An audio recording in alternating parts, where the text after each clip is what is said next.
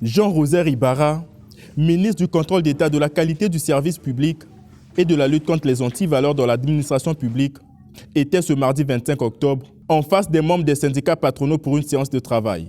Objectif: présenter les éléments de réponse aux préoccupations des entreprises du secteur privé.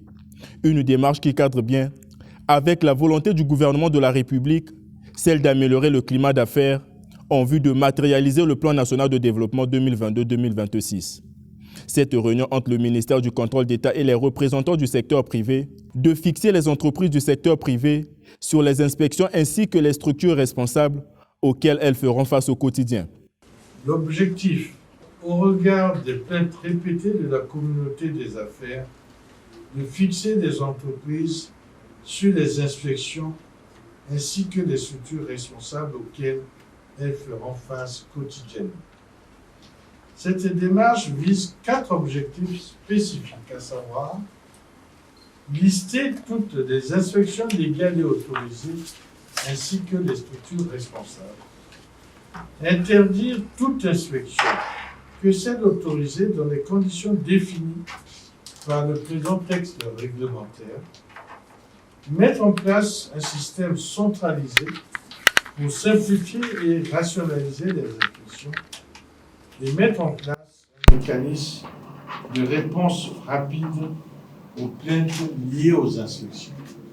La vulgarisation du décret numéro 2022-1855 du 12 octobre 2022 fixant la liste des inspections légales et autorisées ainsi que les organes responsables auprès des entreprises du secteur privé ne vient pas interdire les inspections de l'administration, mais les encadrer et repréciser la base légale de celles-ci pour améliorer leur efficacité, tout en assurant, entre autres, la protection de ces entreprises contre les inspections illégales. Vu la complexité de la mise en œuvre de cette mesure, l'approche graduelle a été retenue par le gouvernement. Pour cette année, la mesure est limitée aux objectifs 1 et 2. Il ne s'agit pas d'interdire les inspections de l'administration, mais de les encadrer et de repréciser la base légale de celles-ci pour améliorer leur efficacité, tout en assurant la protection des entreprises privées contre les inspections illégales et non autorisées, lesquelles engendrent des abus et l'arbitraire susceptible d'entraver et de pénaliser l'action des dites entreprises.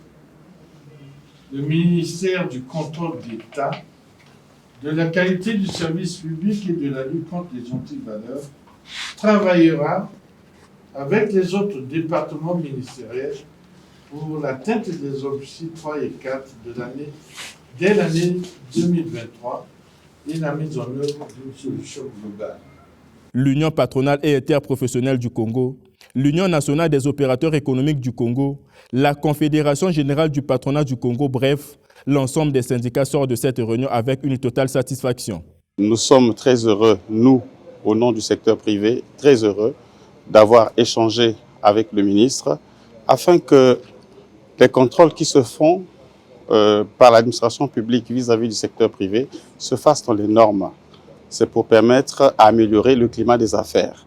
Donc pour nous, nous sommes très satisfaits de ces échanges et nous avons décidé ensemble de pouvoir nous retrouver régulièrement afin d'examiner toutes ces questions.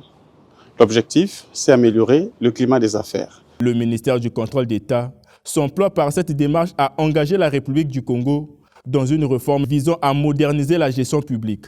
Ces résultats sont donc attendus par les Congolais.